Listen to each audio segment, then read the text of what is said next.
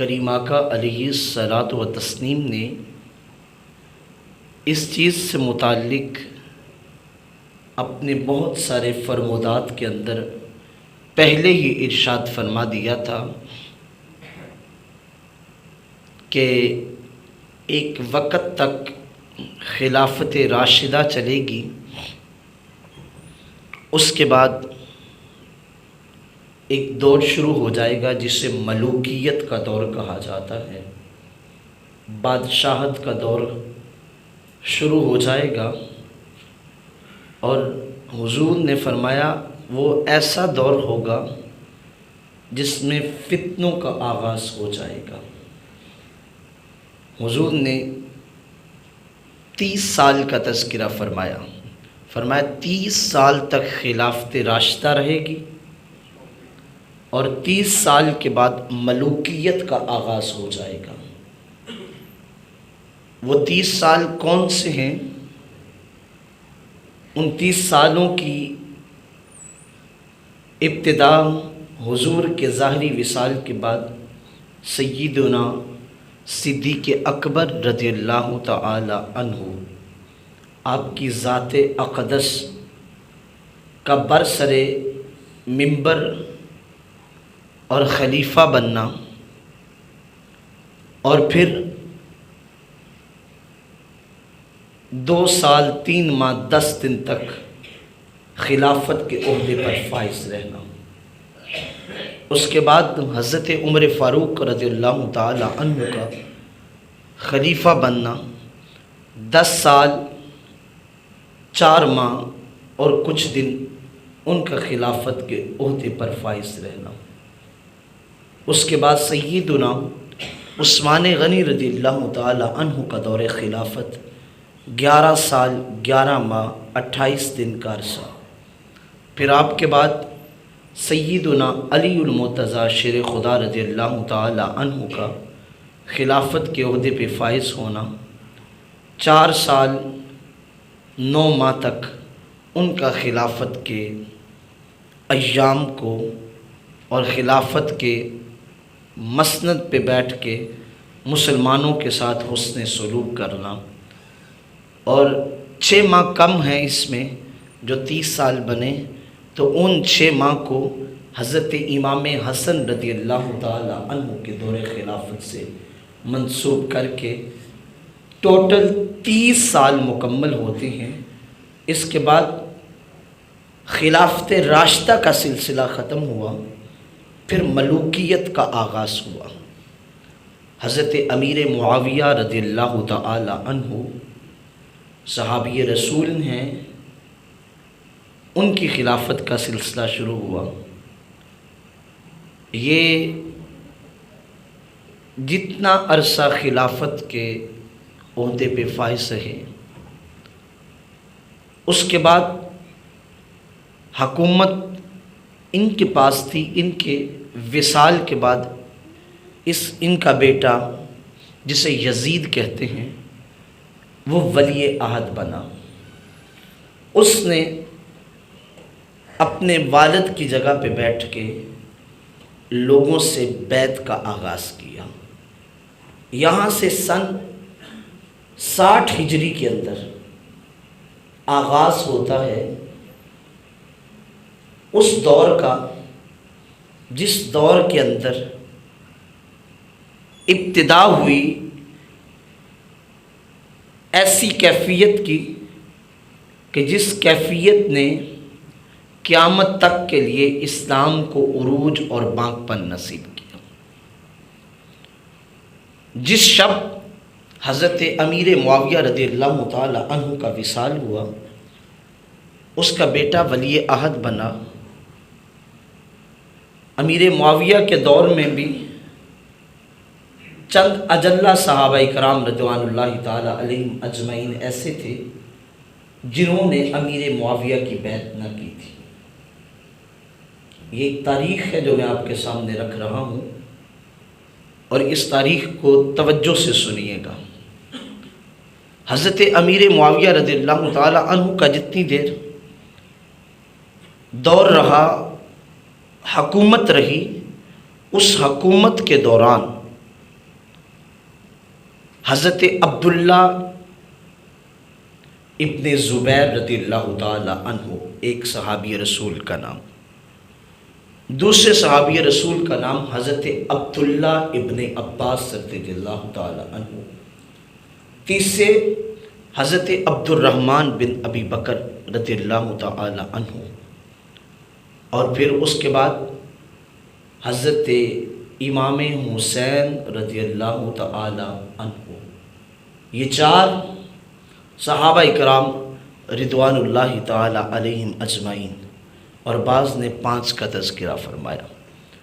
ان اصحاب نے امیر معاویہ رضی اللہ تعالی عنہ کے ہاتھ پہ بیعت نہ کی تھی۔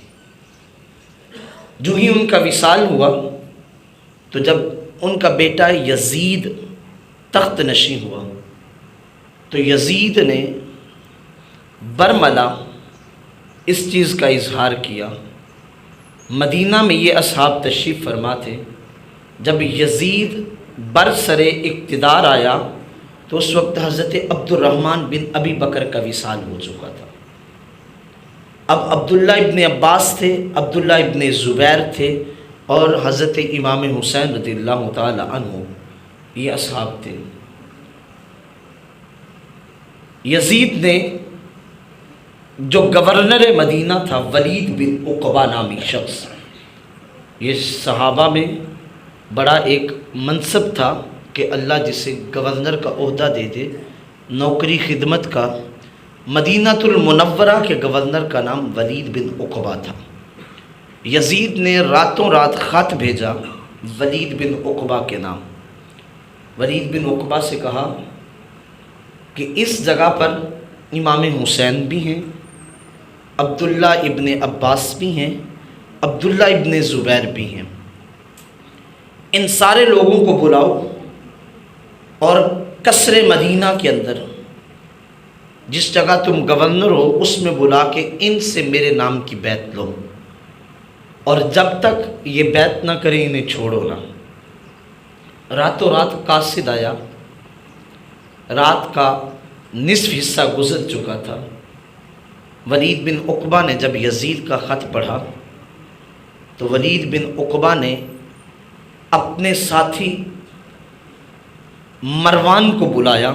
یہ مروان بن حکم نامی شخص تھا جو مشیر تھا ولید بن عقبہ کا۔ ولید بن عقبہ اہل بیت اطہار سے محبت کرنے والا شخص تھا، ان کے ساتھ الفت رکھنے والا تھا۔ یہ مروان بن حکم ایک شیطنت رکھنے والا دماغ، اس کے بھیجے میں ایک شیطنت تھی، اس کے دماغ کے اندر شیطنت تھی۔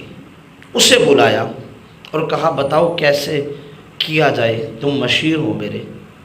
کہا کہ ابھی پیغام بھیجو، امام حسین کو بھی بلا لو، عبداللہ ابن زبیر کو بھی بلا لو، عبداللہ ابن عباس کو بھی بلا لو، اور ان سے بیعت لو۔ قاصد اسی طرح بھیجا گیا امام حسین کے پاس۔ امام حسین بھی تشریف فرما تھے، عبداللہ ابن زبیر، دونوں اجلہ صحابہ کرام تشریف فرما تھے۔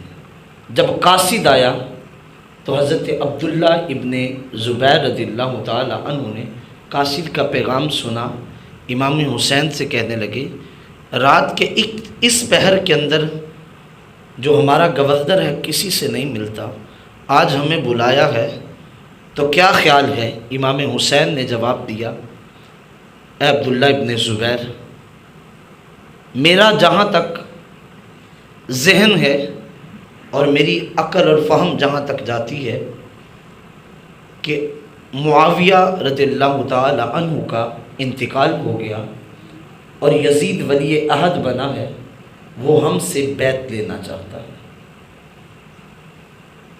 تو آنے والے قاصد نے کہا کہ ابھی تمہیں بلا رہے ہیں۔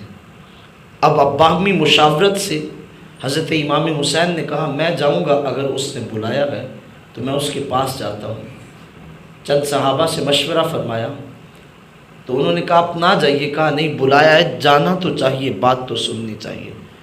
پھر خاندان کے کچھ وہ نوجوان جو طاقتور بھی تھے، اور جن میں شجاعت بھی تھی ان کو ساتھ لیا۔ حضرت امام حسین قصر کے باہر، محل کے باہر پہنچے اور اپنے ساتھیوں سے کہا تم یہاں رک جاؤ، میں اکیلا اندر جاتا ہوں، میں جاؤں اگر میری آواز بلند ہوتی ہوئی تمہیں نظر آئے تو تم بھی محل میں داخل ہو جانا، وگرنہ ولید بن عقبہ نے بلایا ہے، میں ان کی بات ہی سن کے آ جاؤں گا۔ حضرت عبداللہ ابن زبیر نے توجہ نہ کی، عبداللہ ابن زبیر نے تیاری باندھنا شروع کر دی اور اپنے بھائی حضرت جعفر رضی اللہ تعالی عنہ سے مشاورت کی۔ راتوں رات حضرت جعفر اور حضرت عبداللہ ابن زبیر انہوں نے مدینہ چھوڑ کے مکہ کا سفر باندھ لیا۔ حضرت عبداللہ ابن زبیر مکہ کی جانب روانہ ہو گئے۔ اب ولید بن عقبہ جو گورنر تھا مدینہ کا، اس کے پاس امام حسین جب محل میں گئے تو اس نے خط سامنے رکھا اور امام حسین کو پڑھ کے سنایا۔ امام حسین نے ہاتھ اٹھائے اور حضرت امیر معاویہ رضی اللہ تعالی عنہ کے لیے دعا مانگی۔ دعا مانگنے کے پاس تعزیتی جملے کہے، دعا مانگنے کے بعد تعزیتی جملے کہنے کے بعد امام حسین نے فرمایا ولید کس کام سے مجھے اس وقت بلایا ہے؟ تو ولید بن عقبہ کہنے لگا اس خط کے آخر میں یہ ہے کہ میں آپ سے یزید کے نام کی بیعت لے لوں۔ حضرت امام حسین رضی اللہ تعالی عنہ نے جواب دیا، فرمایا اے ولید اس معاملہ میں اپنے ساتھیوں اور اپنے رفقا سے مشاورت کروں گا، مشاورت کرنے کے بعد تمہیں میں بتاؤں گا کہ میں نے کیا کرنا ہے۔ اور امام حسین یہ کہہ کے اٹھ کے واپس مڑنے لگے تو مروان ولید بن عقبہ سے کہنے لگا ولید تمہارے پاس اب وقت ہے، ابھی حسین کو یہاں قصر کے اندر روک لو اور اس سے بیعت لو، اور اگر یہ بیعت نہیں دیتا تو اس کا سر قلم کر دو، تمہارے پاس اب وقت ہے۔ یہ بات میرے حسین کے کانوں تک پہنچی۔ امام حسین رضی اللہ تعالی عنہ جا رہے تھے، رک گئے، رک کے پیچھے کی جانب مڑے اور حیدری جوش اور حسینی خون اور امام عالی مقام کے چہرے کا رنگ بدلا۔ وہ ہاشمی خون نے جب جوش مارا فرمایا او مروان تجھے تیری ماں روئے، تو کیا کہتا ہے کہ نواسہ رسول کو قتل کر دو؟ میری بات کان کھول کے سن لو، تم اور تمہارے جتنے ساتھی ہیں سارے مل کے بھی میرے سامنے آ جائے، اللہ کے فضل سے مجھے حسین کو قتل نہیں کر سکتے۔ اور یاد رکھنا کہ تم کبھی بھی یہ سوچنا بھی نہ کہ تم سارے مل کے مجھے قتل کر دو گے۔ جتنی زندگی کے میرے ایام میرے رب نے مقرر کیے ہیں ان ایام کو میں گزاروں گا، اور پھر میں کسی محل میں چھپ کے قتل نہیں کیا جاؤں گا۔ اگر مجھے کسی نے قتل بھی کیا تو برسرے ممبر یا پھر سرے میدان میرے لاشے کے ٹکڑے ہوں گے اور پورا عالم دیکھے گا، اور رہتی دنیا تک لوگ یاد کریں گے کہ نواسے رسول نے اپنی جان دی تو کس انداز میں دی، اس جلال میں، اس انداز میں۔ آپ وہاں سے ان الفاظ کو دہراتے وہ باہر نکلے۔ جب واپس آئے آپ کے بھائی حضرت محمد بن حنفیہ تشریف فرماتے، ان کے پاس گئے، ان سے جا کے مشاورت کی، بھائی بتائیے اب کیا کریں۔ محمد بن حنفیہ رضی اللہ تعالی عنہ مدینے میں تشریف فرماتے، انہوں نے کہا بھائی میرا مشورہ ہے آپ بھی مدینہ سے کوچ کر کے مکہ کی جانب رخت سفر باندھیے اور اس دلدل سے بچیے۔ ہم بیعت تو اس کے ہاتھ پہ کر نہیں سکتے یزید کے، تو ہم نے اس دلدل سے خود کو بھی بچانا ہے، حضور کی امت کو بھی بچانا ہے، اور مدینہ کی پاک سرزمین کو ہم نے خون آلود نہیں کرنا۔ آپ یہاں سے مکہ کی جانب چلے جائیے، حالات سنبھلیں گے تو پھر اس کے بعد فیصلہ خود ہی فرما لیجیے گا۔ امام حسین نے بھی محمد بن حنفیہ سے کیے ہوئے مشورے کے مطابق رخت سفر باندھا اور حضور کے روضے پہ حاضر ہو گئے۔ کیسا وہ سما ہوگا، ایک حاجی حج کرنے چاہے نا یا ایک عمرہ کرنے والا زائر جب عمرہ کر لے، جب اس کا عمرہ مکمل ہو جائے اور آخر میں طواف زیارہ جب کرتا ہے، حج کے بعد طواف زیارہ کرتا ہے، جب واپس لوٹنا ہوتا ہے، پھر یا روزہ رسول سے واپس آنا ہوتا ہے، تو جب آخری وقت میں آخری مرتبہ حضور کا روزہ چھوڑنا ہونا تو جان نکلنے کو آتی ہے، منہ کلیجے کو آتا ہے۔ ایک وہ بندہ جس نے 10 دن 15 دن یا زیادہ سے زیادہ 20 دن مدینہ کی سرزمین پہ گزارے ہوں گے، جس نے حضور کے روزے کے سامنے صرف باہر سے کھڑے ہو کے حضور کو تکا ہوگا، اس کی کیفیت وہ کہتا ہے جان نکل جائے یہاں سے واپس نہ جاؤں۔ بلکہ اہل محبت کا تو انداز یہ بھی ہے، جب روزہ رسول پہ حاضر ہوتے ہیں، مواجہ شریف کے سامنے پہنچتے ہیں تو پتہ کیا کہتے ہیں؟ اپنی زبانوں سے یہی لفظ دہراتے ہیں، یہی لفظ بار بار دہراتے ہیں، اے زوف مدد کر در احمد پہ گرا دے۔ زوف کہتے ہیں بیماری کو، وہ خود محبت والے اپنی زبانوں سے کہتے ہیں اے بیماری آ جانا، اے زوف مدد کر در احمد پہ گرا دے، دربان کہیں اٹھ کہوں اٹھا نہیں جاتا۔ اہل محبت تو اس کیفیت سے کہتے ہیں مولا موت تو آنی آنی ہے، اگر موت اس وقت آئے جب سامنے آنکھوں کے حضور کا روزہ انور ہو تو پھر اس سے اچھی موت کوئی نہیں۔ اہل محبت تو اس کیفیت میں وہاں جاتے ہیں جو 10 دن 12 دن 15 دن رہتے ہیں، وہ کہتے ہیں مولا موت تو آنی آنی ہے، اگر مر جائیں اس کیفیت میں سامنے آنکھوں کے حضور کا روزہ ہو تو پھر مرنے کا مزہ آ جائے۔ بلکہ بات سے یوں کہتے ہیں گر وقت اجل سر تیری چوکھٹ پہ دھرا ہو، اجل کہتے ہیں موت کو، گر وقت اجل سر تیری چوکھٹ پہ دھرا ہو، جتنی ہو قضا ایک ہی سجدے میں ادا ہو۔ وہ کہتے ہیں آخری سانسیں ہو، محبوب کی چوکھٹ ہو، پیشانی رکھی ہو اور سانسیں نکل جائیں تاکہ مرنے کا بھی تو مزہ آ جائے۔ جان دی ہوئی اسی کی تھی، حق تو یہ ہے کہ حق ادا نہ ہوا۔ اہل محبت تو اس انداز میں حضور کے روزے پہ حاضری دیتے ہیں، اور حاضری دے کے پھر سیدھے قدموں نہیں مڑتے، پچھلے قدموں مڑتے ہیں۔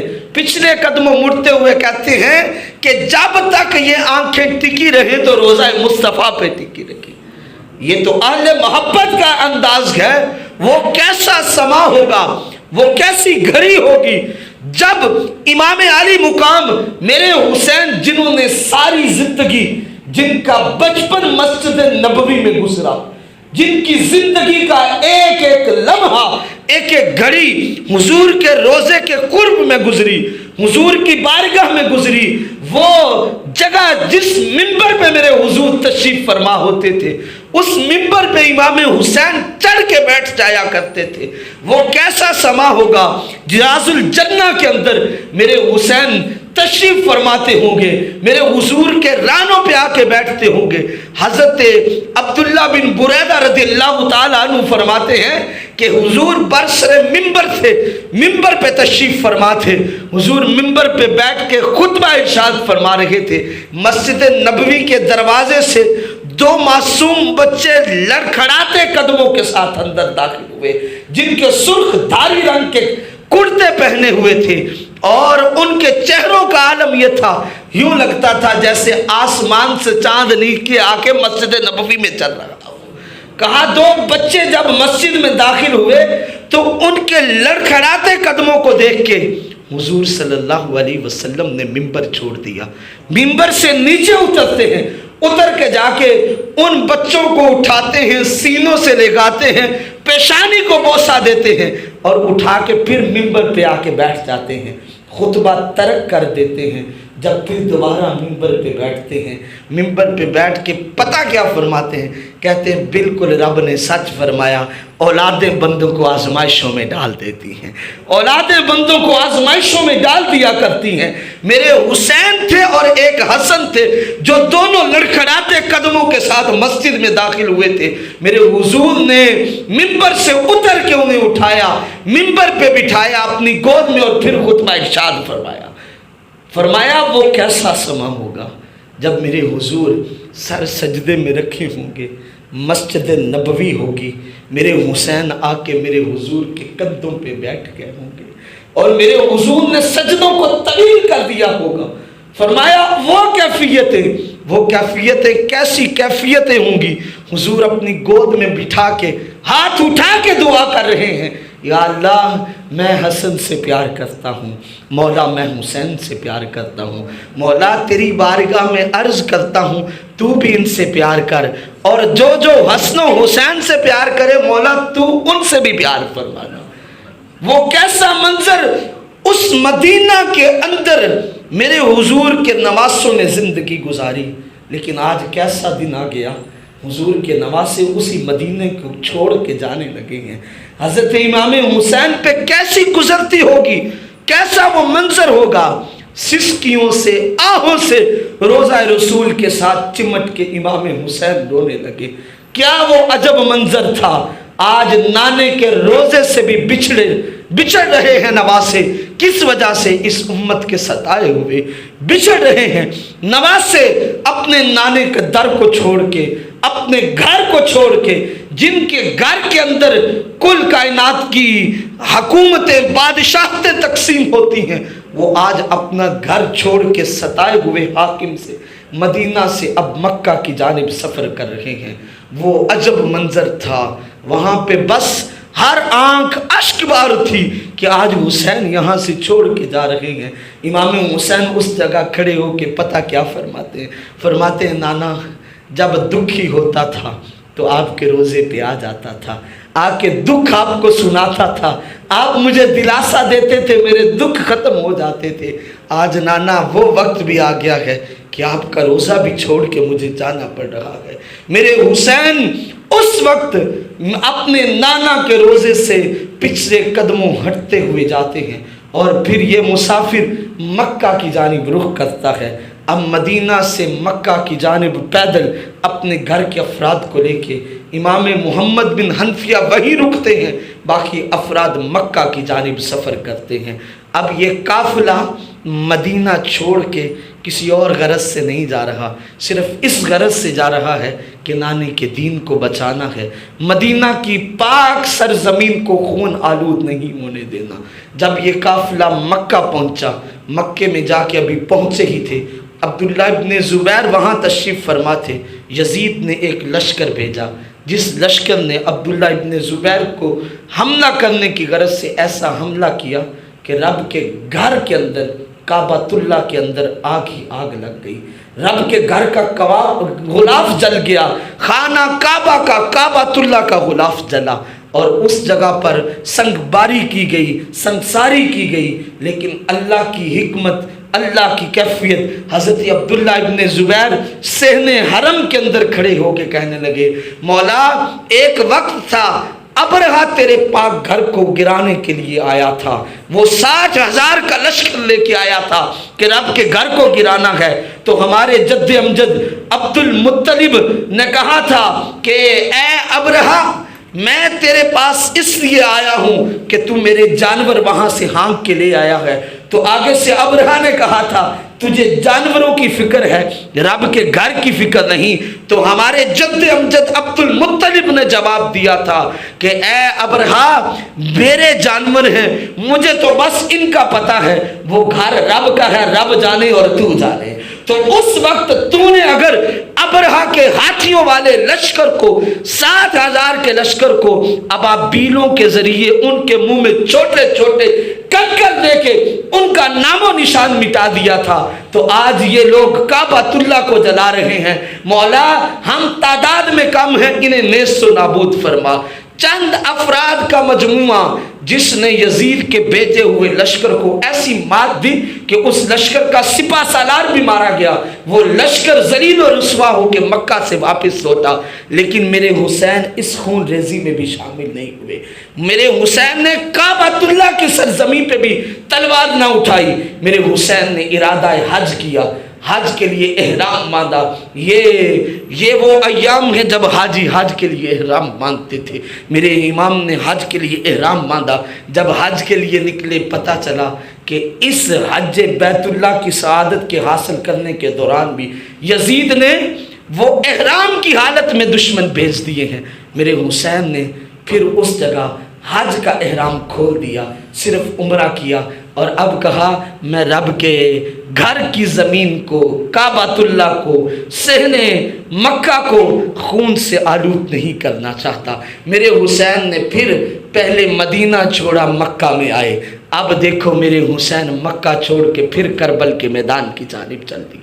میرے حسین پھر وہاں سے وہی سواریاں لے کے، وہی بچوں کو لے کے، وہی بیبیوں کو لے کے پھر اب مکہ سے پھر کربل کے میدان کی جانب، کوفہ کی جانب سخت سفر اس نظریے سے باندھتے ہیں کہ آپ کے پاس کوفیوں کے اتنے خطوط آتے ہیں، اتنے خطوط آتے ہیں جن خطوط کی کوئی حد نہیں، اور ان میں یہی لکھا تھا آپ آئیں، تشریف لائیں اور ہم سے بیعت لیجئے، وگرنہ یزید نے جو یہاں قانون شروع کیا ہے اس قانون کے مطابق اسلام کی مخالفت ہوگی، حدود اللہ کی وہ پامالیاں ہوگی، یہاں دیکھنا کوئی نام و نشان نہیں بچے گا اسلام کا۔ میرے حسین نے پہلے ارادہ فرمایا کہ خود جاؤں، ساتھیوں نے مشورہ دیا آپ خود نہ تشریف لے کے جائیے، اپنا کوئی نمائندہ بھیج دیجئے۔ میرے حسین نے اپنے چچا زاد بھائی حضرت امام مسلم بن عقیل کو تیار کیا اور فرمایا جاؤ اس جگہ پہ جا کے، کوفہ میں جا کے میرے نام کی بیعت لو اور پھر مجھے خط لکھو، وہاں کے حالات بتاؤ۔ امام مسلم وہاں پہنچتے ہیں، جب جا کے امام مسلم پہنچتے ہیں، جو ہی داخل ہوتے ہیں کوفہ کے اندر، اہل کوفہ بڑے پرجوش انداز میں امام مسلم کا استقبال کرتے ہیں کہ یہ نمائندہ امام حسین ہے۔ امام مسلم کا استقبال ہوتا ہے، امام مسلم کے ہاتھ پہ بیک وقت 12,000 لوگ بیعت کرتے ہیں، شام تک 18,000 لوگ امام مسلم کے ہاتھ پہ بیعت کر لیتے ہیں۔ یہ خبر جب اس طرح پھیلتی ہے کہ پورے کوفہ میں پھیل گئی کہ 18,000 لوگوں نے امام مسلم کے ہاتھ پہ بیعت کر لی۔ جو یزید کے حمایتی تھے، وہ نعمان بن بشیر اس وقت کوفہ کا گورنر تھا، اس کے پاس گئے، جا کے کہا کہ تم اس کو روکتے نہیں ہو، یہ تو یزید کی حکومت کے خلاف بغاوت ہوگی۔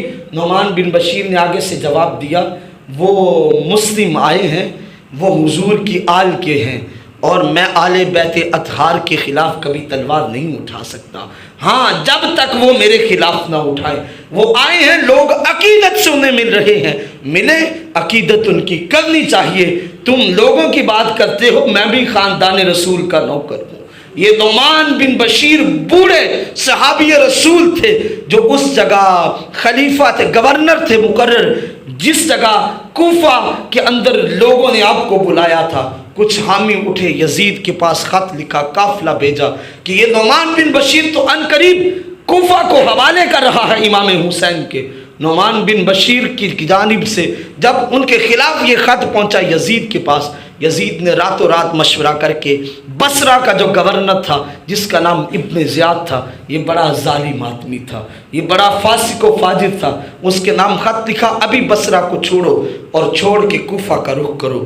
اب وہ ظالم بصرہ چھوڑ کے راتوں رات ادھر امام مسلم نے خط لکھ دیا امام حسین کو، حالات اچھے ہیں، لوگ سازگاری کی کیفیت کا اظہار کر رہے ہیں، حالات بہت اچھے ہیں، آپ تشریف لے آئیے۔ امام حسین کو خط پہنچا، امام حسین مکہ سے چل پڑے کوفہ کی جانب، اور ادھر سے ابن زیاد چل پڑا بصرہ سے کوفہ کی جانب۔ راتوں رات ابن زیاد نے چال چلی، جتنے اس کے ساتھی تھے پیچھے کھڑے کیا، اور 70 افراد کو لے کے کوفہ کے اندر جب داخل ہوا، رات کا آخری پہر تھا، پورے کا پورا کوفہ باہر نکل آیا۔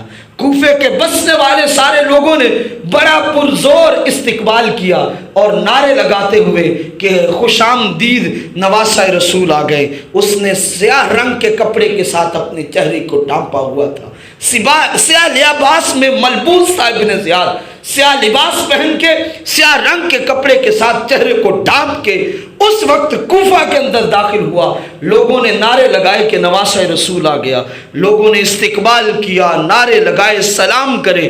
پھر جگ قصر عمارت کے قریب جس جگہ نعمان بن بشیر تشریف فرما تھے، جن کا قلعہ تھا، جس جگہ گورنر کا قلعہ تھا، اس کے قریب آیا تو اس جگہ اس نے اپنا کالا لباس اتارا اور اپنے کالے رومال سے جس سے چہرے کو ڈھانپا ہوا تھا جب چہرہ دکھایا تو لوگوں کی آنکھوں سے پانی، لوگ رونے لگے، اشک بار آنکھیں ہوئی، لوگ اس انداز میں کہ یہ تو ابن زیاد ہے، یہ تو ظالم آ گیا، ہم تو حسین سمجھتے رہے۔